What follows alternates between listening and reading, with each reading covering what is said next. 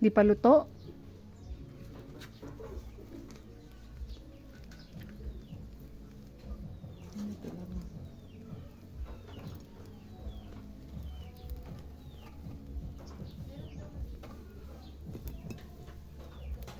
Ako.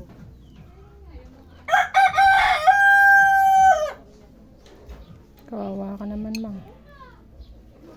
Bakit kung ano, baka ilabas ko yung malalaki kong ulam ayan nang makita mo. Hindi yung pag nag-ihaw ka ng tuyo, kawawa ka na. Yan Ba't ang ka gusto kong galit? ulamin eh. Di pa pwede yan, Mang. Iba kasi pagka ganito na yung maano kayo sa pagkain. Sarap kumain ng ganito tapos may sili ka. Ay nako. Takam ah.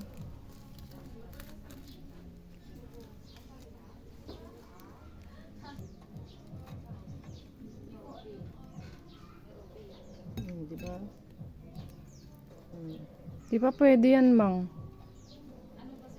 Yung malaking di pa pwede talaga yan. Ito. Wala pa, oh.